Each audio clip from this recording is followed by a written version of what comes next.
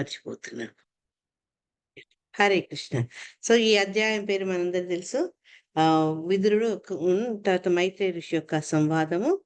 దాంట్లో బ్రహ్మ సృష్టి కంటే ముందు అతను ఈ విదురుడికి భగవంతుని యొక్క సృష్టి ఏ రకంగా ఆహ్, ఈ సృష్టి అనేది భగవంతుడితో స్టార్టింగ్‌తో చెప్తూ మహాతత్వం గురించి, అహంకారం గురించి అవన్నీ చెప్పి ఏ రకంగా అయితే భగవంతుడు కారణ క్షీరోదకషాయ విష్ణు, అక్కడి నుంచి గర్భోదకషాయ విష్ణు, తర్వాత కారణోదకషాయ విష్ణు, గర్భోదకషాయ విష్ణు, క్షీరోదకషాయ విష్ణువుగా ఏ రకంగా విస్తరించారో చెప్తూ, గర్భోదకషాయి నాభి నుంచి వచ్చిన తేజోవంతమైన కమలం నుంచి భగవాన్ బ్రహ్మ ఉద్భవించాడు తొలి జీవిగా అని మనం తెలుసుకున్నాము.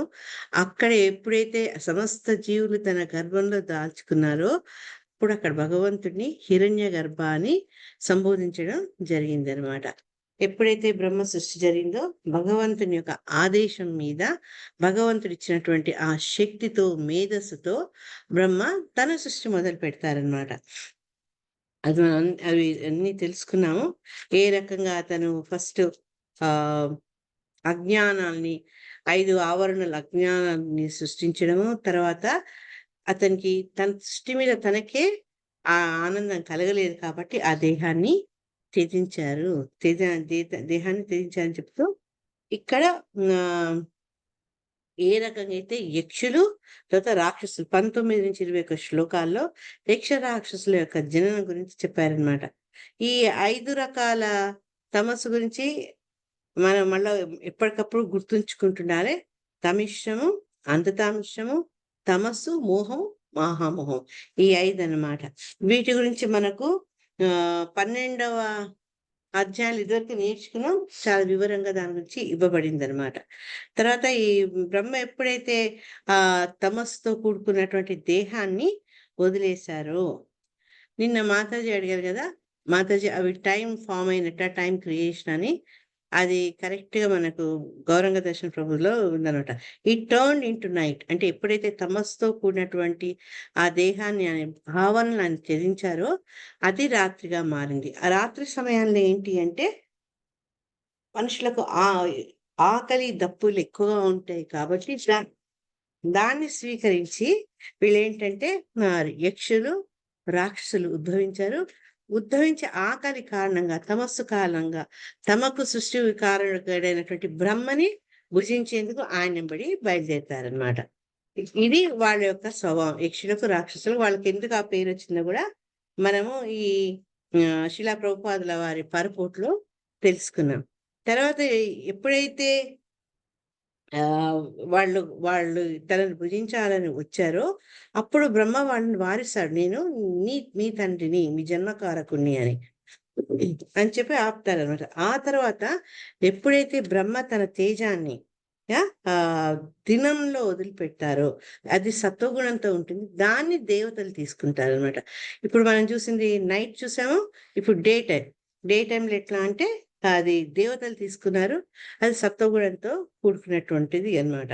తర్వాత ఈ దానవులు ఏ రకంగా ఉత్పత్తి అయ్యారనేది మన 23-37 శ్లోకాల్లో మనకు చెప్పడం జరుగుతుందనమాట. దాంట్లో ఏంటంటే భగవంతుని యొక్క బ్రహ్మ యొక్క పృష్ఠభాగం నుంచి, పిరుదుల నుంచి ఈ దానవులు ఉద్భవించడం జరుగుతుందనమాట.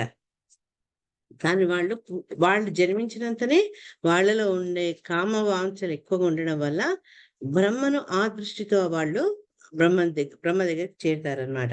మొట్టమొదట వాళ్ళ అజ్ఞానం చూసి బ్రహ్మ నవ్వుకున్నప్పటికీ తర్వాత వాళ్ళలో ఉండే ఆ తీవ్రమైన కోరికలు చూసి అతను భయపడి తనను తాను కాపాడుకునేందుకు అతను పరిగెత్తి వెళ్ళి అందరినీ కాపాడేవాడైనటువంటి హరిని ఆయనతోను ఆశ్రయిస్తాడనమాట. ఆ సమయంలో ఎందుకు భగవంతుడు ఏ రకంగా మనల్ని ఆశ్రయిస్తాడు, ఏ రకంగా మనల్ని ఆదేశిస్తాడు, ఏ రకంగా మనల్ని కాపాడతాడు, భక్తుల పట్ల స్వామికుండే అభిమానం, ప్రేమ అనే దాని గురించి చక్కటి వర్ణన వచ్చిందనమాట. 26వ శ్లోకంలో బ్రహ్మ ఎప్పుడైతే భగవంతుని ప్రార్థిస్తాడో రక్షణ కోసము, అది కూడా ఎవరి నుంచి రక్షణ?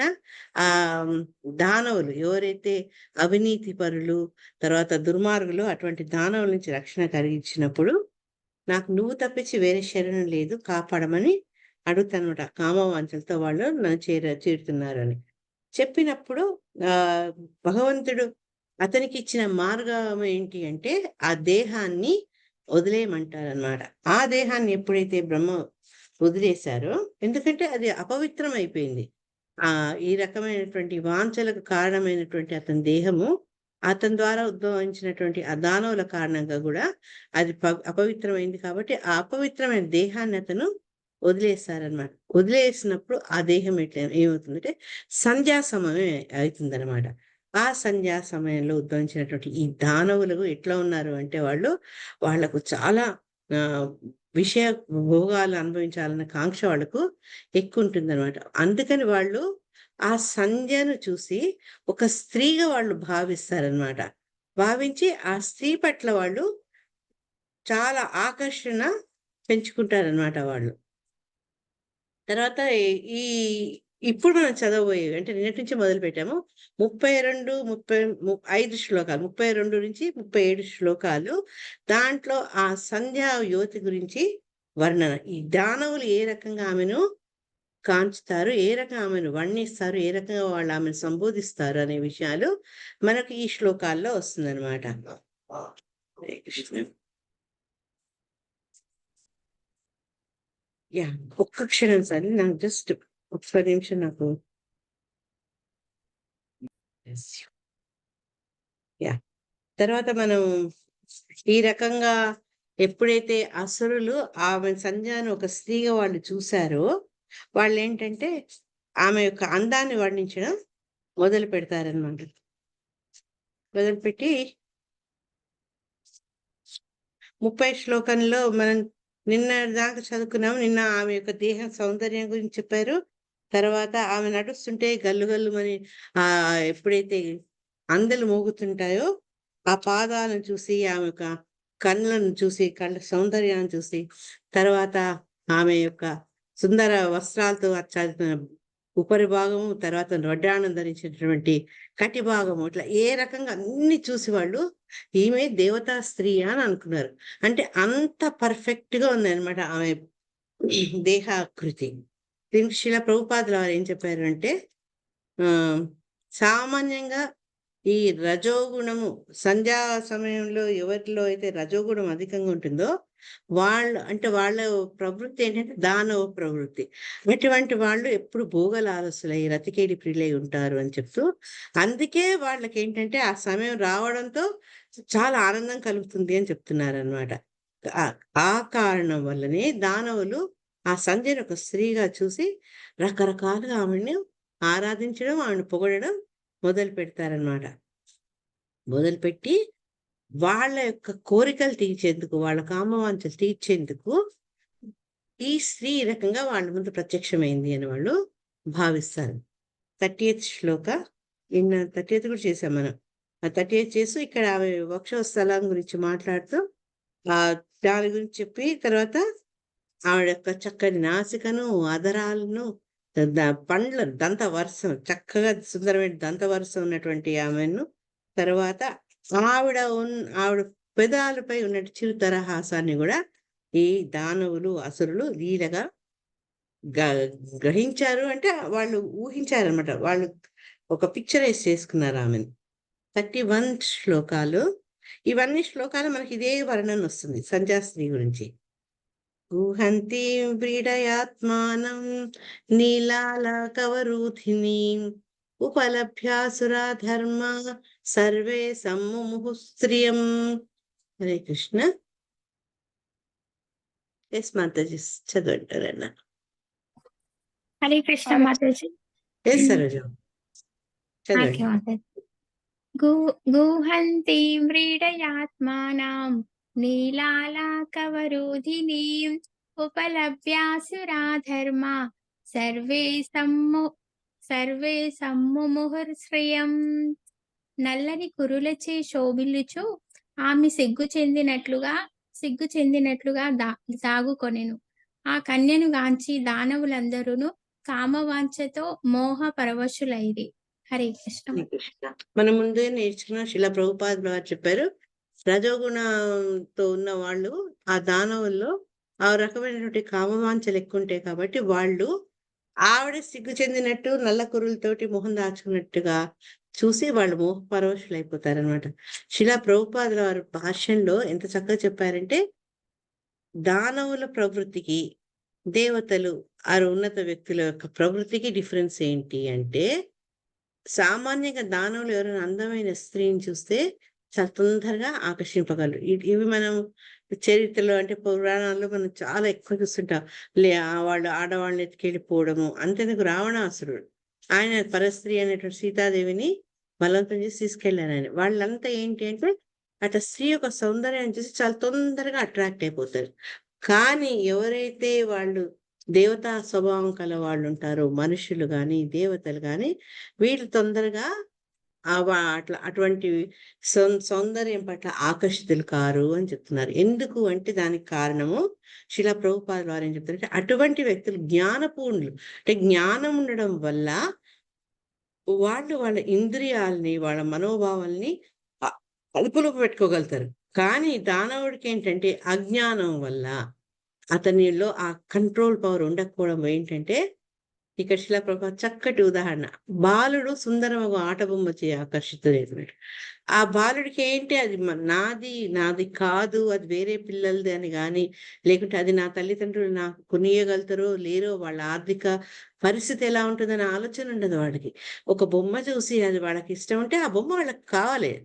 నాకు ఆ బొమ్మ కావాలని వాళ్ళు ఏడుస్తారు, మారాన్ చేస్తారు. అదే రకంగా ఏంటంటే ఇక్కడ దానవుడు కూడా అజ్ఞాన పూర్ణుడు అవడం వల్ల ఆ భౌతిక సౌందర్యం ఏదైతే వాళ్ళు ఒక సంధ్యను స్త్రీగా ఊహించారో, ఆమె యొక్క సౌందర్యంతోటి ఆ సౌందర్యాన్ని అనుభవించాలి అనే కామ వాంఛలతోటి అతను ఎక్కువ ఆకర్షితులవుతారనమాట. అని చెప్పేసి ఇక్కడ శిలా ప్రభుపాదుల వారు ఏవేవైతే మనం శ్లోకాల్లో చర్చించామో, ఆమె యొక్క ఉన్నతమైన సనాలు, ఆభూషితాలు అంటే చక్కటి అలంకరించుకొని, తర్వాత ఆవిడ కటి భాగము, నాసిక, శరీర ఛాయ, దంతాల పలువరస, అందమైన పలువరస, ఇవన్నీ కూడా దేవతా పురుషుడు ఎందుకు ఆకర్షితుడు కాడు అంటే, ఇవి అశాశ్వతము అని అతడికి తెలుసు కాబట్టి ఇదంతా మాయ అన్నమాట. అని చెప్తూ స్త్రీ ప్రదర్శించగలిగిన సౌందర్యం కేవలము రక్త మాంసముల కలయికే. అది మనకు శిలా ప్రభుపాదుల వారు ఒక కథలో కూడా చెప్తుంటారు. ఒక రాజుగారు అనుకుంటా, రాజుగారు రసరాని నన్ను కరెక్ట్ చెయ్యి, అతను ఒక స్త్రీ పట్ల ఆకర్షితులైతుంటాడనమాట. పాపం ఆవిడ మంచి ధార్మిక బుద్ధి గలది. కానీ అతని యొక్క ప్రయత్నాలతో ఆమె విసిగిపోయి, సరే నువ్వు నన్ను కొన్ని రోజుల తర్వాత రా, నేను నన్ను నేను అర్పించుకుంటా అంటుందనమాట. కొన్నాళ్లకు అతను చాలా ఉత్సాహంతో వెళ్ళినప్పుడు అతను ఆ ఇంటి ముందు ఒక వృద్ధ స్త్రీని చూస్తాడనమాట. వృద్ధ స్త్రీని చూసి, నేను ఇట్లా పలానా తనని కలిసేందుకు వచ్చాను అంటే, నేనే అని చెప్తుందనమాట ఆమె. అంటే అతను నమ్మడు. ఎందుకు అంటే తను చూసినటువంటి అద్భుతమైన సౌందర్య రాశి వేరు, ఈ వృద్ధ వనిత వేరు. అప్పుడు నీకు ఏమైపోయింది, నీకు నీ అందం ఏమైపోయింది అంటే, నా అందం ఏమైంది అని తీసుకెళ్ళి కుండల్లో చూపిస్తుందన్నమాట. మలమూత్రాలు, చీము అవన్నీ ఇవే, నేను దీంతో కూడుకున్నదే నా దేహము అని చెప్తుందన్నమాట. అది అంటే దాన్ని బట్టి మనకు తెలుసుకోవాల్సిందంటే, ఏ అందాన్ని చూసి మనం ఆకర్షితులం అవుతామో అది శాశ్వతమైంది కాదు. కేవలం రక్త మాంసం మొదలైన పదార్థాలతోటి తయారైనది అని. అదే విషయాన్ని శంకరాచార్యులు గారు కూడా ఆయన భజగోవిందంలో చక్కగా చెప్పారనమాట. దాంట్లో ఏం చెప్పారంటే, నారీస్తనభర నాభీదేశం దృష్ట్వా మాగా మోహావేశం ఏతన్మాంసావసాది వికారం మనసి విచంతయ వారం వారం. అంటే అర్థం ఏమన్నారంటే, స్త్రీల వక్షోజ సౌందర్యాన్ని చూసి మోహం చెందవద్దు. అది నిజంగా మాంసము, కొవ్వు వంటి అసహ్యకరమైన పదాలు. ఆ పదాల యూసేజ్ కూడా చూడండి.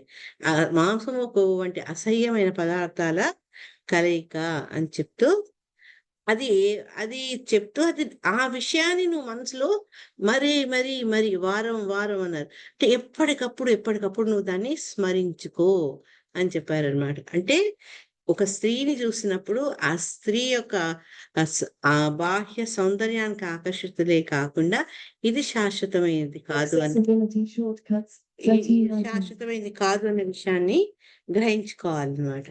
Accessibility shortcuts. 13 items. Voice guide. Off. Hare Krishna. ఇదమైంది వాయిస్ గైడ్. ఇది రావట్లేదు. మాతాజీ మీరు వినిపిస్తుంది మీరు కానీ వినిపిస్తుందా? మధ్యలో సడన్ మీది గా క్లియర్ గా ఉంది. లేదు లేదు ఏదో వాయిస్ ఎవరిదో ప్లే కాదు అవుతున్నట్టు కాదు, ఈ వస్తుంది. స్క్రీన్ మీద ఏదో వచ్చింది, ఒక్క నిమిషం. ఓకే ఓకే, దాని మూలంగా డిస్టర్బెన్స్. ఓకే, అందుకని ఆచార్యులు చెప్పేది, ఎవరైతే దేవతలు కానీ దేవతల వంటి సమానమైనటువంటి మానవులు కానీ ఇటువంటి ఆకర్షణలకు లోను కారు. వాళ్ళు దేనికి ఆకర్షితులు అవుతారు అంటే భగవంతుని యొక్క నిజ సౌందర్యం, ఆ రాధాకృష్ణులే. వాళ్ళ సౌందర్యం వీళ్ళను ఆకర్షిస్తుంది. ఎందుకంటే ఆధ్యాత్మిక జీవనం అందు వాళ్ళకి ఆసక్తి ఉంది కాబట్టి వాళ్ళు ఏంటంటే ఆ నిజమైన సౌందర్యం అనేది ఆధ్యాత్మికతలో పొందుతారు కాబట్టి భగవంతుని యొక్క సౌందర్యం వాళ్ళను ఆకర్షిస్తుంది. దీనికి కూడా మనం ఒకసారి రామానుజాచార్య శిష్యుడైనటువంటి ధనుర్దాస్ గురించి చదువుకున్నాం. ఈ భౌతిక జగత్తులో మనం చూసే సౌందర్యము అది మిథ్యా సౌందర్యం. ఆధ్యాత్మిక జీవితంలో చూసే సౌందర్యము అది నిజ జీవితం, నిజ సౌందర్యం. అందుకని దేవతా పురుషులు, దేవతల స్వభావం కలవాళ్ళు, భక్తులు ఆకర్షితమయ్యేది ఆ స్వామి యొక్క నిజ సౌందర్యం మీదే కానీ ఈ మిథ్యా సౌందర్యం వల్ల కాదు అని శిలా ప్రభుపాద వారు చెప్తున్నారు. కానీ ఇక్కడ మరి ఆయన మన దేవతా పురుషులు లాంటి భక్తుల గురించి మాట్లాడుతున్నారు, కానీ ప్రస్తుతం భాగవతంలో మాట్లాడుతుంది ఈ దానవుల గురించి. ఆ దానవులు ఏం చేస్తున్నారు అంటే 32 శ్లోకంలో ఆవిడ ఒకటే పొగిడేస్తున్నారు అనమాట. అహో రూపం, అహో ధైర్యం, అహో అస్యానవం వయః, మధ్యే కామయమానానాం అకామేవా విసర్పతి. హరే కృష్ణ. హరే కృష్ణ మాతాజీ. చదవండి పద్మజ. అహో రూపమహో ధైర్యం, అహో అస్యానవం వయః, మధ్యే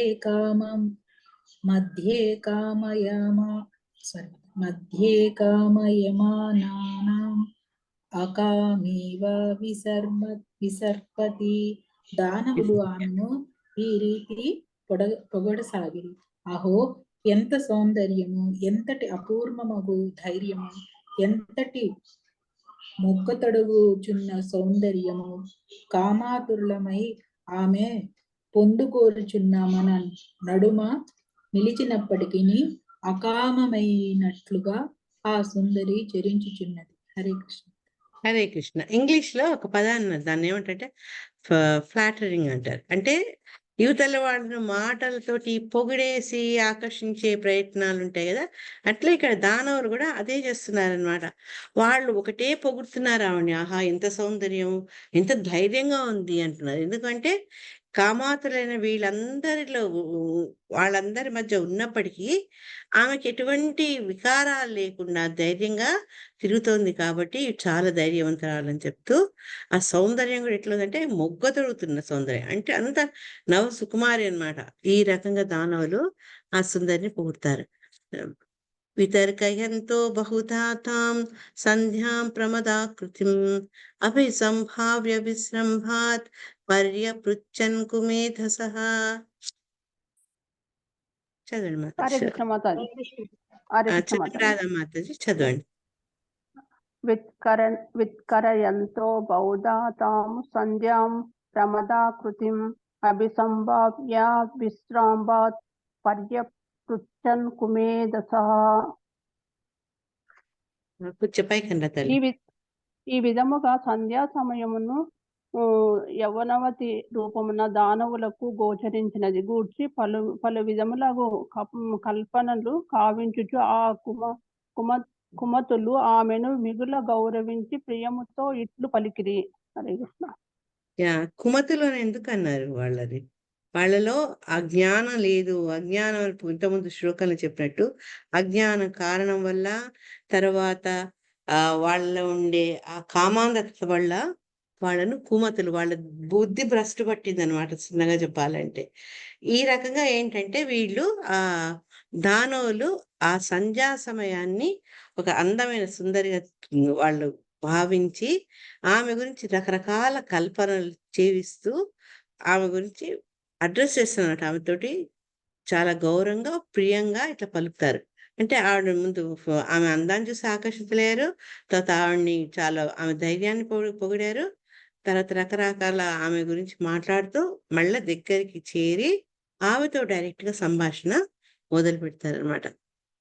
కాశీ కస్యాసి రంభోరు కో వార్ధస్తేత్ర భామిని రూపద్రవిణపణ్యేన దుర్భగాన్నో విబాధసే. హరే హరే కృష్ణ కృష్ణ మాతాజీ మాతాజీ. చదవనా హరే మాతాజీ? కృష్ణ. హరే హరే కృష్ణ. కృష్ణ మాతాజీ చదవాలి. హరే కృష్ణ. వెంకటేశ్వర మాతాజీ చదవండి. నెక్స్ట్ శ్లోక సరోజిని మాతాజీ చదువుతారు. సరే చదవండి. మాతాజీ. ఓకే మాతాజీ. కాశీ కస్యాసి రంభోరు కోవార్ధ సైత్ర భామిని రూపాద్రవీణ పన్యన దుర్భాగ్య దుర్భాగన్ నో విబాధసే. దుర్భాగాన్ ఓ కాదు, సుందరి. దుర్భగాన్ మాతాజీ. 1 సెకండ్. దుర్భగాన్. దుర్భగాన్ నో యా విబాధసే. యా ఓ సుందరి, నీవెవరు? ఎవరి భార్యవు లేదా తనయవు? మా ఎదుట ప్రత్యక్షమగుటలో ఉద్దేశం ఏమిటి? దుర్భాగ్యులమైన మమ్ము అమూల్యముగా సౌందర్యముచే ఎందులకు ఆశ పుట్టించి హింసించుచున్నావు. హరే కృష్ణ. హరే కృష్ణ. నేను మొన్న అనుకున్నాం కదా, కామాత్రాణం నా ఏంటి మాతాజీ కనకవల్లి మాత చెప్పారు. నా లజ్జ నా మోహం అని అంటారు. నా లజ్జ ఒక్కడే గుర్తుంది, నాకు కూడా గుర్తురావట్లేదు. నా లజ్జ నా భయం. నా నా భయం. భయం. వాళ్ళు ఆ రకమైనటువంటి ఆలోచనతో పూర్తిగా ప్రభావితులై ఉన్నారు కాబట్టి ఆమె దగ్గర పోయి అడుగుతూ ఇంకేమంటున్నారంటే, మమ్మల్ని ఎందుకు నీ సౌందర్యంతో హింసిస్తున్నావు నువ్వు అని. అంటే వాళ్ళలో ఆమె సౌందర్యం వల్ల వచ్చినటువంటి కంపనలు, ఆ పరివర్తన వాళ్ళు ఆమెకు పోయి చెప్పుకుంటున్నారనమాట. నువ్వు ఎందుకు మా ముందు ప్రత్యక్షమయ్యావు? అసలు నువ్వు ఎవరివి తల్లి? తల్లి అనరు, సుందరి. తల్లి అంటే మళ్ళా అది వాళ్ళు పూజ్యులు అయిపోతారు. వీళ్ళు దానవులు కదా. ఓ సుందరి, నువ్వు ఎవరు? ఎవరి భార్యవు లేదా ఎవరి తనయో? అంటే ఎవరికన్నా నువ్వు భార్యవా, లేకుంటే ఎవరైనా నీ ఎవరికి సంతానం నువ్వు, నీ తల్లిదండ్రులు ఎవరని అడుక్కుంటూ నువ్వు మా ముందెందుకు ప్రత్యక్షమయ్యావు అని చెప్పి వీళ్ళు దుర్భాగ్యులను ఎందుకన్నారంటే, ఆమెను పొందాలన్న ఆరాటంలో ఇంకా ఆమెను పొందలేకపోతూ వాళ్ళని వాళ్ళు దుర్భాగ్యులుగా అనుకుంటూ నువ్వెందుకు మమ్మల్ని ఈ రకంగా ఆశ పుట్టిస్తున్నావు? ఆశ అనేది ఎందుకు హింసించెడుతున్నావు అంటే, కొన్నిసార్లు ఆశలు ఏంటంటే కొన్ని తీరని ఆశలు మనలో ఉండే సుఖాన్ని, శాంతిని అన్నిటినీ నశింపజేస్తుంటాయి. ఆ రకంగా అవి హింసిస్తుంటాయి అన్నమాట. అందుకని ఇక్కడ దానవులు ఆ ప్రశ్న అడిగారు, ఆమె సౌందర్యం వల్ల ఆశ పుట్టించి హింసిస్తున్నావు అని. ఇట్లా ప్రభుపాద వారు ఏం చెప్పారు అంటే, దానవుల స్వభావాన్ని ఈ యొక్క శ్లోకము ఇది ఇక్కడ చక్కగా తెలుపబడుతుంది అని. ఎందుకంటే భౌతిక ప్రపంచంలో కనిపించే సౌందర్యం ఏదైతే మిథ్యనో, ఏదైతే సహజమైంది, శాశ్వతమైంది కాదో దాని పట్ల వీళ్ళు ఆ రకంగా ఆకర్షితులు అవుతారు. ఈ ప్రస్తుత కాలంలో కూడా మనం చూస్తుంటాం అట్లాంటి వాళ్ళు. ఈ చర్మ సౌందర్యం కోసం అటువంటి వాళ్ళని ఆనందించాలి, భోగించాలనే కోరికతో ఎంత ధనమైన వాళ్ళు వెచ్చిస్తారు. వెచ్చిస్తే ఇంకేం చేస్తారు? రాత్రింబగళ్ళు వాళ్ళు కష్టపడతారనమాట. వాళ్ళు కోరుకున్న కోరికలు తీర్చుకునేందుకు, ఆ కోరికలు తీర్చేందుకు కావాల్సిన ధనార్జన కోసం వాళ్ళు కఠిన పరిశ్రమ పెడతారనమాట. ఇది మనకు 2వ స్కందంలో అనుకుంటున్నా. నేను తర్వాత మీకు ఆ శ్లోకం చెప్తా. అది వాళ్ళు రాత్రింబగళ్ళు ఏ రకంగా పనిచేసి ఆ ధన ఆర్జన చేస్తారు అని. దానికి అన్నిటి కారణం ఏంటంటే కేవలం ఇంత కష్టపడేది ఆ మైత్ర సుఖాన్ని అనుభవించాలి అన్న ఆ కోరిక అన్నమాట. వాళ్ళకి ఎందుకంటే పాపం ఎవరితో కలిస్తే ఆ ఆనందం ఆధ్యాత్మికమైంది, శాశ్వతమైంది అని తెలియకపోవడం వల్ల వాళ్ళు ఏంటంటే మేము మా కర్మని మేము ఆచరిస్తున్నాం, మేము కర్మయోగులం అని చెప్పుకుంటున్నాం. ఇది చాలా చాలా చాలా సార్లు మనం వేరే వాళ్ళు చెప్తుంటే మేము కర్మయోగి అంటారు. కర్మయోగి అంటే అది కాదు, అసలు యోగం అంటేనే భగవంతునితోటి సంబంధం, భగవంతునితో జతకూడడం అని శిలా ప్రభుపాదులు ఆచార్యులు క్లియర్ గా చెప్తారు. యోగం అంటే అదనమాట.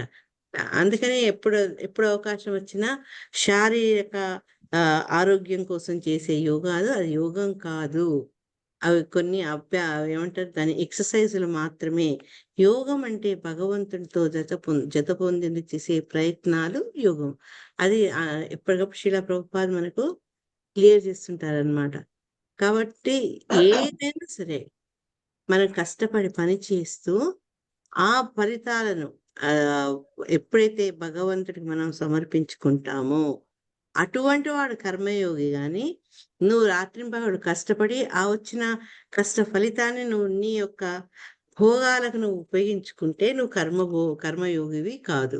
నువ్వు భోగి అవుతావు కానీ యోగివి కాదు. ఆ విషయాన్ని మనము ఎప్పుడు గమనించుకోవాలి. ఎవరైతే తమని కర్మయోగులుగా చెప్పుకుంటారో వాళ్ళు తెలుసుకోవాల్సింది అంటే వాళ్ళ కర్మఫలాన్ని భగవంతుడికి ఇచ్చినప్పుడే అతను కర్మయోగి అవుతాడు, లేకపోతే భోగి అవుతాడు. 35వ శ్లోకం. దీనికి శిలా ప్రభుపాదుల వారు పెద్ద పర్పోర్ట్ ఇచ్చారు. కొంచెం అంటే ఇవన్నీ ఈ చాప్టర్ లో శ్లోకాలకి పెద్ద పెద్ద పర్పోర్ట్స్ లేవు, కానీ ఈ శ్లోకంలో కొంచెం పెద్ద ఇచ్చారనమాట. యావా కాచిత్వమబలే దిష్ట్యా సందర్శనం తవ ఉత్సునోషి క్షమాణానాం కందుక క్రీడయా మనః. సరోజ మాతాజీ. హరే కృష్ణ మాతాజీ. హరే ప్రణామం కృష్ణ. మాతాజీ. ప్రణామం. యావా కాచిత్వమబలే దృష్ట్యా సందర్శనం తవ ఉత్సునో శిక్షమానానాం కందు క్రీడాయమానః. ఓ సుందరీమణి, నీవెవరివైతేనేమి మా భాగ్యవశమున నిన్ను గాంచగలిగితిమి. కందుకముతో క్రీడించుచు నీవు చూచువారల మనస్సులను కల్లోలపరిచితివి. హరే కృష్ణ మాతాజీ. హరే కృష్ణ. ముందేమో ఎవరివి నువ్వు, ఎవరి భార్య, ఎవరికైనా భార్యవా, ఎవరి తనే నువ్వు అన్ని ప్రశ్నలు అడిగిన వాళ్ళు, నువ్వు ఎవరైతే ఏంటి, నిన్ను మా అదృష్టం కొద్దీ నిన్ను మేము చూడగలిగాము, అంటే ఇంత సౌందర్య రాశిని మేము చూడగలిగాము మా అదృష్టం వల్ల అని చెప్తూ ఆవిడట బంతితో ఆడుతుందట. కందుకంతో అంటే బంతితో, కందుకంతో క్రీడించంటే బంతి ఆడుతూ ఉందట. అట్లాంటి ఆమె చూసే వాళ్ళకు చూసిన ఈ దానవుల మనసు బాగా కల్లోలమైందనమాట. అంటే ఆమె సౌందర్యం వాళ్ళను పూర్తి సమ్మోహపరిచింది. అదే భాష్యంలో శిలా ప్రభుపాద చెప్తున్నారనమాట. ఈ రకంగా దానవులు ఏంటి అంటే, దానవ స్వభావం ఉన్న వాళ్ళు ఒక స్త్రీ యొక్క సౌందర్యాన్ని చూసేందుకు రకరకాల ప్రదర్శనలు ఏర్పాటు చేస్తారు. ఈ పదం వినంగానే మీకు ఏం గుర్తుకొస్తుంది చెప్పండి? హరే కృష్ణ. ఈ ఆడవాళ్ళు ఆడతారు కదండి ఆటలు, వాలీబాల్ అవి ఆహా, ఆడతారు. ఆహా, ఆట దాకా పోలేదు నేను. మాతాజీ వైకుంఠంలో విష్ణుమూర్తి ఆడుతా ఉంటే శివుడు వెళ్ళినప్పుడు అట్లా కనిపిస్తుంది మాతాజీ. కాదు బాగా మాతాజీ, అది ఆడుకుంటా. కాదు నేను చెప్పింది. మీకు స్త్రీ సౌందర్యాన్ని చూసేందుకు Mataji Hare Krishna Mataji. Beauty contest Mataji. Perfect, అదే ఆన్సర్ నేను వెయిట్ చేస్తున్నా. ఆ చక్కటి సౌందర్యం అయితే స్త్రీలకు ఏంటంటే వాళ్లకు స్విమ్ వేర్ అని ఇదని అదని రకరకాల బట్టలు, తర్వాత చిన్న బట్టలు, పెద్ద బట్టలు అట్లా అన్ని వేసి వాళ్ళ ఆ శరీరాన్ని చూసి ఆనందిస్తుంటారు, దాన్ని జడ్జి చేస్తుంటారు అనమాట. అది చాలా దానవ ప్రకృతి అని చెప్తున్నారు ఇక్కడ. చెప్తూ ఇప్పుడు మాతాజీలు చెప్పినట్టు ఆమెని ఏ రకంగా అయితే బంతితో ఆడుతూ ఉన్నటువంటి ఆ స్త్రీ సౌందర్యాన్ని చూసి వాళ్ళు ఏ రకంగా మనసు చెలించాయో, అదే రకంగా ప్రస్తుత కాలంలో కూడా స్త్రీలు వివిధ స్పోర్ట్స్ లో పాల్గొన్నప్పుడు వాళ్ళ వేసే వస్త్రధారణ చూసి కూడా వీళ్ళు ఆ రకమైనటువంటి ఆనందాన్ని పొందుతారనమాట. ఎందుకంటే ఎప్పుడైతే గేమ్స్ లో రకరకాల స్పోర్ట్స్ లో పాల్గొన్నప్పుడు ఆ ఆటకు అనుగుణంగా వాళ్ళు వస్త్రధారణ చేయాల్సి వస్తుంది. అది వాళ్ళ వీళ్ళ కోసం, వాళ్ళ సౌకర్యం కోసం వాళ్ళు చేస్తారు. కానీ ఆ రకంగా చేసినప్పుడు ఆ ఒక స్త్రీ యొక్క సౌందర్యాన్ని, శరీర ఆకృతిని అవి చూసి ఇట్లాంటి వాళ్ళు ఆనందిస్తుంటారు అనమాట. ముఖ్యంగా ఈ టెన్నిస్ అవి ఆడుతున్న వాళ్ళు చిన్న చిన్న స్కర్ట్స్ వేసుకొని ఉంటారు. అది పాపం అది ఎంత ఇప్పుడు ఇక్కడ కొన్ని కంట్రీస్ లో వాళ్ళు అట్లాంటి బట్టలు వేసుకొని ఆడేందుకు వాళ్ళు ఒప్పుకోరు, గవర్నమెంట్ కూడా ఒప్పుకోదు. కానీ సర్వసామాన్యంగా ఇట్లాంటి స్పోర్ట్స్ లో ఉండే వాళ్ళ బట్టలు ఆ రకంగానే ఉంటాయి అన్నమాట. అని చెప్తూ కేవలం ఇటువంటి ఆటల్లో ఆనందం పొందుడే కాదు, కొన్ని ఈ కపట సన్యాసులు ఎవరైతే యోగం అంటే భోగించడం అనుకుంటారో అటువంటి వాళ్ళు కూడా ఏం చేస్తారంటే ఈ భౌతిక భోగాలకు సంబంధించేటువంటి ఈ విషయాల్లో వాళ్ళ దానవ ప్రవృత్తిని వాళ్ళు ప్రకటిస్తారు. ఏ రకంగా అంటే వాళ్ళు మిగతా వాళ్ళను దాంట్లో ప్రోత్సహిస్తుంటారనమాట. ఏదో ఒక రకంతో ఏదో ఒక రకమైనటువంటి దారిని తీసుకొని వాళ్ళు వాళ్ళ యొక్క కామవాంఛలు తీర్చుకునేటట్టు, ఆ భోగాలను అనుభవించేటట్టు వీళ్ళు జనుల్ని ప్రోత్సహించి వాళ్ళను పురిగొల్పుతారు. దీనికి ఉదాహరణ ఆచార్య రజనీష్ అనుకుంటా. అతని ఆశ్రమంలో జరిగిన అకృత్యాలు ఎన్నో జరిగేవని అతను ఇక్కడ కాదు, ఇండియాలో కాదు, అవతలికి ఫారిన్ కంట్రీస్ లో వెళ్ళి తను పెట్టి దాని గురించి చాలా పాపులర్ అయింది. ఆ రోజుల్లో కొంతమంది సినిమా యాక్టర్స్ కూడా వెళ్తారు. అక్కడ ఏంటంటే ఫ్రీ సెక్స్ ఇవన్నిటి గురించి అతను ప్రోద్బలం చేసేవాడు అనమాట. ఇటువంటి వాళ్ళు కపట యోగులు. వాళ్ళకి ఏంటంటే కేవలం మైథున భోగం మీదనే వాళ్ళకు ధ్యాస ఉంటుంది కాబట్టి వాళ్ళు అదే రకమైనటువంటి వాతావరణాన్ని కల్పించి ప్రజల్ని కూడా దానికి ప్రోత్సహిస్తారనమాట. దృష్టిలో ప్రభుపాద చెప్తాడు ఏదో ఒక కల్పిత మంత్రం అంటే శాస్త్రాల ఆధారం కాకుండా ఓ కల్పిత మంత్రాన్ని పెట్టి దీన్ని నువ్వు ధ్యానిస్తే 6 నెలల్లో నువ్వు ఏదంటే అది కావచ్చు అని, ఆఖరి భగవంతుడే కావచ్చు అని కూడా వాళ్ళు ప్రచారం చేస్తారు. ప్రాబ్లం ఇక్కడ అటువంటి కపట యోగులది కాదు, వాళ్ళతో వంచబడాలి అని మనం అనుకోవడం అని ఇక్కడ శిలా ప్రభుపాదు చెప్తున్నారనమాట. అంటే ఎప్పుడైతే మన సన్మార్గాన్ని ఎన్నుకొని సరైన ఫలితాలు కోసం ముందుకు వెళ్తామో అప్పుడు ఇటువంటి ప్రభావాలు మన మీద ఉండవు. కానీ మనకు సరే నేను నీ చేతిలో మోసపోతానని ఎవరైతే సరెండర్ అవుతారో, వంచబడాలని కోరుకుంటారో అటువంటి వాళ్ళను వీళ్ళు కోరుకున్నందుకనే భగవంతుడు వాళ్ళను తప్పుదారి పట్టేటట్టు ఈ కపట యోగుల్ని సృష్టించారు, వంచకుని సృష్టించారు అని చెప్తున్నారు శిలా ప్రభుపాద. అంటే దీనికి కారణం మనకు తెలిసింది. ఎప్పుడు పేపర్ చూసినా ఎప్పుడో ఒకసారి మొన్న ప్రభు గారు చెప్పినట్టు ఒక 6 నెలలకు 7 నెలలకు ఎవరో ఒక బాబానో ఎవరో యోగి వస్తుంటారు. వాళ్ళకు చాలా బహుళ ప్రచారం అవుతుంది, అనేక వేల శిష్యులు అవుతారు, మళ్ళీ వాళ్ళందరినీ ఎక్స్ప్లాయిటేషన్ అవుతుంది. ఆ తర్వాత ఏ పోలీస్ కేసో వస్తుంది, వాళ్ళు అండర్ గ్రౌండ్ లోకి వెళ్ళిపోతారు. ఇవన్నీ ఏంటంటే కారణంగా భగవంతుడు స్వయంగా వచ్చి నాయన నన్ను భగవద్గీత వినండి, నేను దేవుణ్ణి సర్వధర్మ పరిత్యజ్య అన్ని చేసి నువ్వు నన్ను శరణ వేడుకుంటే నేను నిన్ను సద్గతి పొంది తీసుకుపోతాను, ఇటువంటి ప్రాబ్లమ్స్ ఉండని చెప్తే అది వినం మనం. ఈ కపట యోగులు చెప్పి పిచ్చి పిచ్చివన్నీ విని దాని ద్వారా తప్పుదారి పట్టి అదేంటంటే మానసిక వైకల్యత అది. అందుకని ఇట్లాంటివన్నీ ఆధ్యాత్మిక పేరులో ఆ ముసుగులో వాడు చేసేవన్నీ ఇట్లాంటి వికృతాలన్నమాట. వాళ్ళను అందుకే శిలా ప్రభుపాద ఏమన్నారంటే వాళ్ళు యోగుల వేషంలో ఉండే నిజమైన ప్రపంచ భోగులు. జస్ట్ ఎట్లయితే ఒక నక్క పులితోను కప్పుకున్నట్టుగా ఈ యోగులు ఏంటంటే వాళ్ళు కాషాయ వస్త్రాలు వేసినప్పటికీ వాళ్ళ దృక్పథం ఎంతసేపు ఈ భోగాలు అనుభవించడం మీదనే ఉంటుంది అని చెప్తూ శిలా ప్రభుపాదులు వారు ఏం చెప్పారంటే, భగవద్గీతలు ఏం చెప్పిందంటే ఎవరైనా సరే ఈ జీవితాన్ని అనుభవించాలనుకుంటే అది ఈ స్థూల శరీరంతో ఇంద్రియాలతో కాదు అని చెప్పారనమాట. ఎందుకంటే మీరు ఈ ఇంద్రియ భోగానికి దూరంగా ఉండి దేని వల్ల మనకు దొరికిన ఈ జీవితాన్ని మనం ఒక సార్థకం చేయాలనుకుంటామో అట్లాంటప్పుడు మనం చేయాల్సింది ఏంటి అంటే, ఏ రకంగా అయితే ఒక వైద్యుడు తన యొక్క రోగికి ఇట్లాంటివన్నీ నిషేధిస్తాడో ఆ నిషేధాలు అతను పాటిస్తూ ఆ రోగం నుంచి అతను ఏ రకంగా బయటపడతాడో అదే రకంగా మనం సరిగ్గా ఈ జీవితాన్ని మనం ఉపయోగించుకోవాలి, భగవంతుడు ఇచ్చినటువంటి అరుదైన జీవితాన్ని అనుభవించాలి అంటే అటువంటి రోగగ్రస్త స్థితి నుంచి మనము బయటికి వెళ్ళాలి అని చెప్తున్నారు అనమాట. నిజమైన ఇంద్రియ భోగం అనుభవింపకూరేచో భవబంధం నుంచి విడపడాలి. మనం ఏవైతే ఇంద్రియ భోగాలు అనుకుంటున్నామో అవి మాయ, అది వికృతము. కానీ ఏ నిజమైన ఇంద్రియ భోగమో అది ఆధ్యాత్మిక జీవితంలో ఉంటుంది, అందులో అంతం కూడా ఉండదు అని చెప్తున్నారు అనమాట. అదే డిఫరెన్స్. భౌతిక భోగం ఏంటంటే లిమిటెడ్, అంటే దాని ఆయు పరిమాణం చాలా కొద్ది. కానీ ఎప్పుడైతే ఆధ్యాత్మికతలో అతను ఆసక్తి చూపిస్తాడో అతను పొందే ఆనందం అనంతం అనమాట. బ్రహ్మ సౌఖ్యం, ఆధ్యాత్మిక ఆనందం అని చెప్తున్నారు ఇక్కడ. అది శ్రీమద్ భాగవతంలో ఋషభదేవుడు తన సంతానం, మొన్న కూడా మీకు చెప్పాను, చాలా ఇంపార్టెంట్. అది 5th cantoలో 5th చాప్టర్లో వస్తుంది. అది ఋషభదేవుడు కుమారులకు చెప్తాడు, ఈ రకమైనటువంటి దేహాన్ని ఉపయోగించి ఇంద్రియ సుఖం అది ఎవరైనా పొందొచ్చు. అంటే జంతువులు చేస్తాయి, అవి మనుషులు చేస్తారు. కానీ మానవులు ఉన్నతులు కాబట్టి వాళ్ళు ఆధ్యాత్మిక పురోగమనానికి వాళ్ళు ప్రయత్నించాలి అని ఋషభదేవుడు తన సంతానాన్ని చెప్తారనమాట.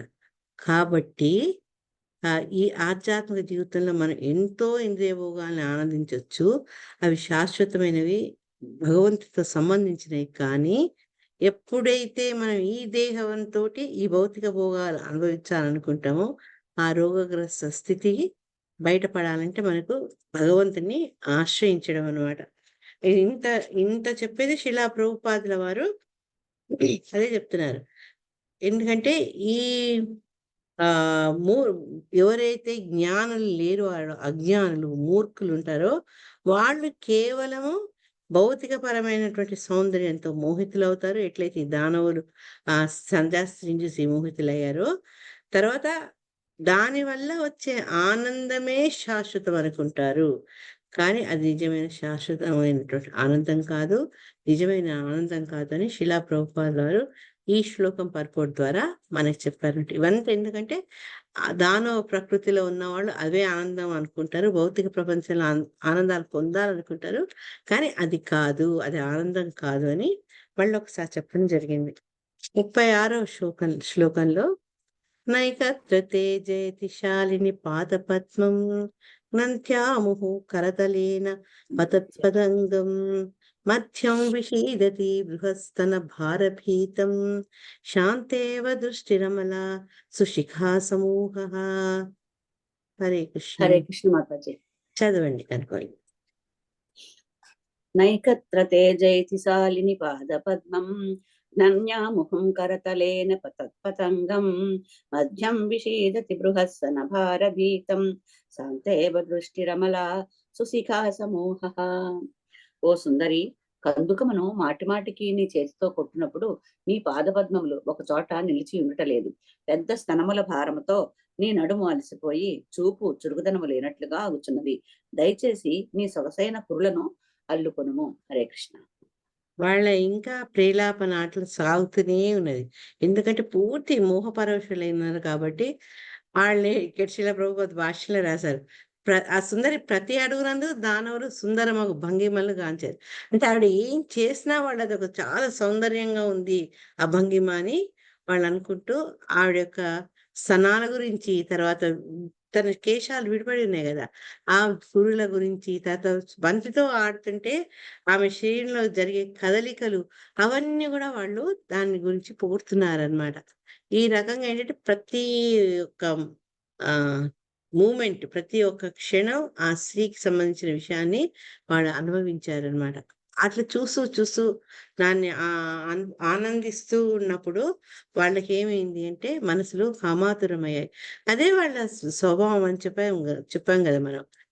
కానీ ఇటువంటి దానవులు ఏంటంటే ఎప్పుడైతే ఆ స్త్రీ చూసి వాళ్ళు ఆకర్షితులయ్యారో, వాళ్ళు ఏ రకంగా ఆకర్షణకు బలయ్యారో అనేది శిలా ప్రభుపాద వారు ఏం చెప్పారంటే, ఈ రాత్రి ఇప్పుడు దీపం పురుగులు ఉంటాయి కదా, శలభం అని చెప్పారు. ఎప్పుడైతే ఈ దీపం పురుగులు దీపానికి వెళ్తే, అగ్నిని చూసి శలభం వెళ్తే వాళ్ళు ఏమవుతారు, అది సమీపంకి పోతే అది వాళ్ళ నాశనానికి కారణమవుతుంది. అదే రకంగా వీళ్ళు ఏంటంటే ఆ స్త్రీ యొక్క ఆకర్షణతోటి వాళ్ళు గురయ్యారు అని చెప్పి వాళ్ళ ప్రతి ఒక్క ఆ సన్నివేశం, ఆమెకు సంబంధించిన ప్రతి ఒక్క ఘటన, ప్రతి ఒక్క కదలిక వాళ్ళని మోహించేస్తూ వాళ్ళు కామాతురతో పెంచుతుంది అని శిలా ప్రభుపాద చెప్పారు. సో అది దానవ ప్రకృతికి కారణం ఏంటంటే ఇవన్నీ అనమాట. ఆ భౌతిక సౌందర్యం పట్ల ఉండే ఆకర్షణ. 37లో ఇతి సాయంతనీం సంధ్యామసురా ప్రమదాయతీం ప్రలోభయంతీం జగృహుర్ మత్వా మూఢధియ స్త్రియం. హరే కృష్ణ. హరే కృష్ణ మాతాజీ. ఓకే, అశ్విని మాత చదవండి, నెక్స్ట్ కృష్ణవేణి చదువుతారు. థ్యాంక్ యూ మాతాజీ. హరి హరే ఇతి సాయంతనీం సంధ్యాం అసురః ప్రమదాయతీం ప్రలోభయంతిం జగృహుర్ మత్వా మూఢధియ స్త్రియం. అవగాహన లోపించిన అసురులు సంధ్యా సమయమునే ఆకర్షణీయమగు రూపము గల సుందరీమణిగా భావించి చేజిక్కించుకొనిరి. థ్యాంక్ యూ మాతాజీ. హరే కృష్ణ. అంటే ఎందుకు వాళ్ళ గురించి ఇట్లా మూడులు ఇవన్నీ ఎందుకు మాట్లాడుతున్నారు అంటే కేవలం వాళ్ళ ఊహాజనితమైనటువంటి ఆ సంధ్యా స్త్రీని వాళ్ళు ఏమంటారు, చాలా గొప్ప సౌందర్యమణి అని చెప్పి వాళ్ళు ఆమె దగ్గరికి వెళ్తారనమాట. అది మనం ఫస్ట్ ముందు శ్లోకాలు నేర్చుకున్నాం. ఇది కేవలము బాహ్య ఆకర్షణి అని. అందుకని అది తెలుసుకోలేకపోయింది కాబట్టి ఇక్కడ అసురులను మూఢధియ అంటే మందబుద్ధులుగా చెప్పబడ్డారనమాట.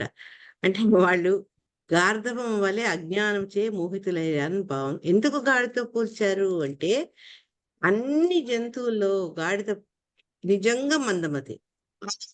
ఈ గాడిద యొక్క యజమాని ఏం చేస్తాడంటే గాడిదతో అడ్డమైన చాకరీ చేయిస్తాడు కదా, ఒక కర్రకు చివర కొంత గడ్డి పెడతాడట.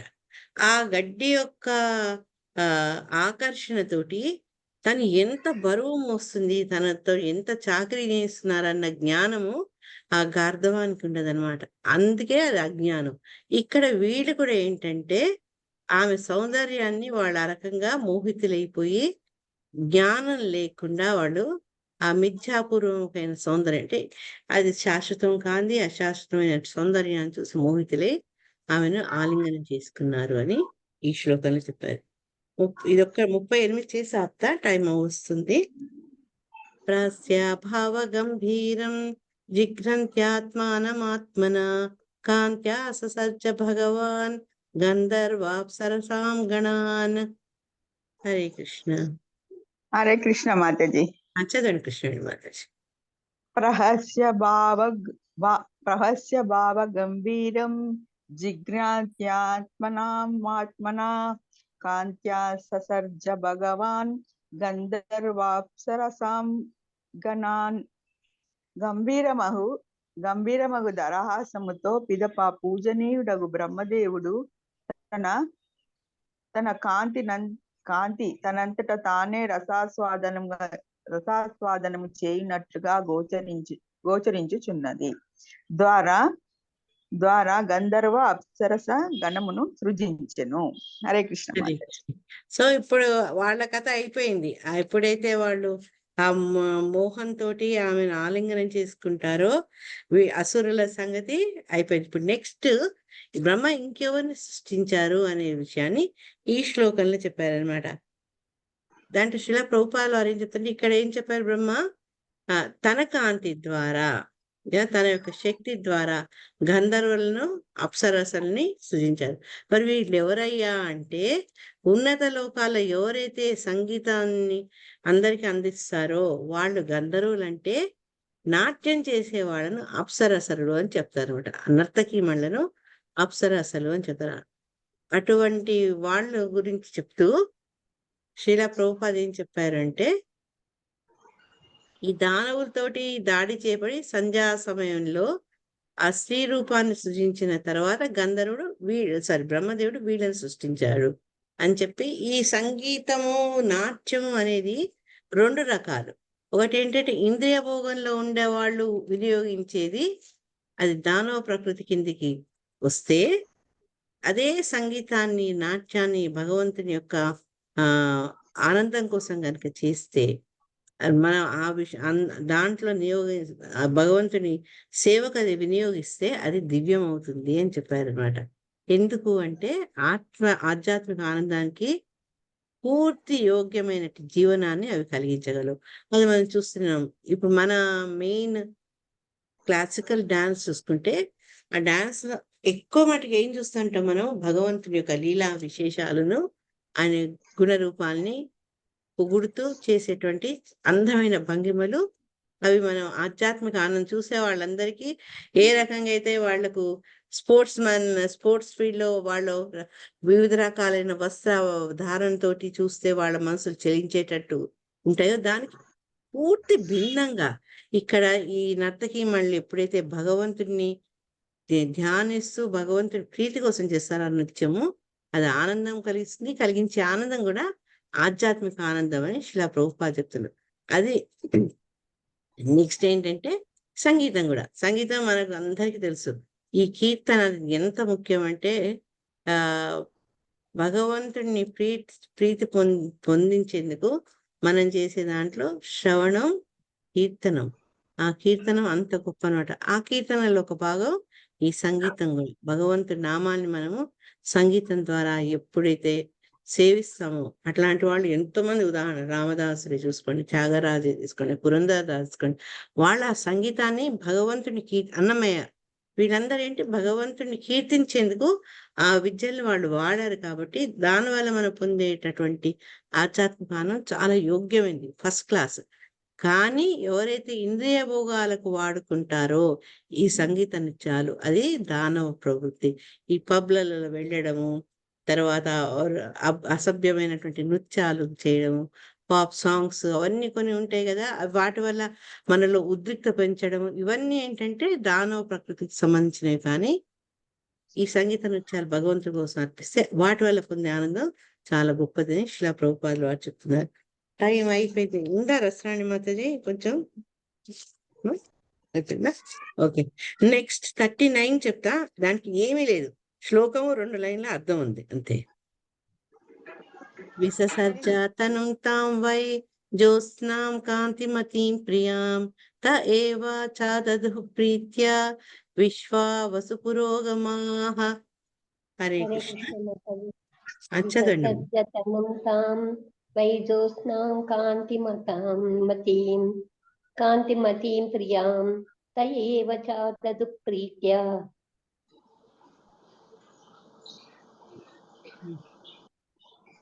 విశ్వావసు తయేవ చాదదు ప్రీత్యా విశ్వావసు పురోగమాః. ఆ పిదప బ్రహ్మదేవుడు తేజోమయమును ప్రియమును అగు చంద్రకాంతి రూపమును త్యజించెను. విశ్వావసు మరియు ఇతర గంధర్వులు ముదముతో దానిని గ్రహించిరి. హరే కృష్ణ. హరే కృష్ణ. సో ఈ విశ్వావసు అనేవాడు ఎవరు, ఏంటి, ఎందుకు ప్రత్యేకంగా ఆయన గురించి ఎందుకు చెప్పారు, అవన్నీ రేపు తెలుసుకుందాం. ముఖ్యంగా మనం గుర్తుంచుకోవాల్సింది అంటే, ఎప్పుడైతే ఆయన చంద్రకాంతి రూపాన్ని త్యజించారో, అది ఏ రకమైన చంద్రకాంతి రూపం అంటే తేజోమయము, ప్రియాన్ని కలిగించేది. దాన్ని ఎవరు గ్రహించారు? ఇప్పుడు మనం ఇప్పటిదాకా పాత వాటన్నిటిలో అవి నేర్చుకున్నాం. రాత్రిని, తర్వాత పగలుని, తర్వాత సంధ్యను, ఆ రకంగా తర్వాత గంధర్వులు అండ్ అప్సరసలు. ఆ తర్వాత ఇప్పుడు వచ్చింది ఈ గంధర్వ ఫస్ట్ వచ్చింది అంతేనా?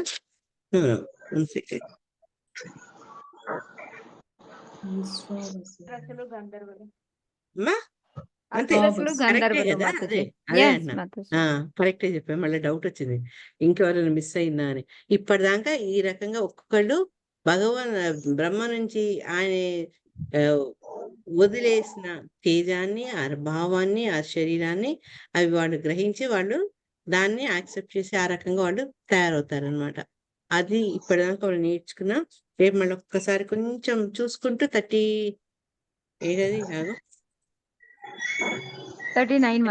శ్లోకాన్ని ఒక్కసారి మళ్ళీ చూసుకుంటూ రేపు మిగతా శ్లోకాలకు వెళ్తాం. హరే కృష్ణ. సెకండ్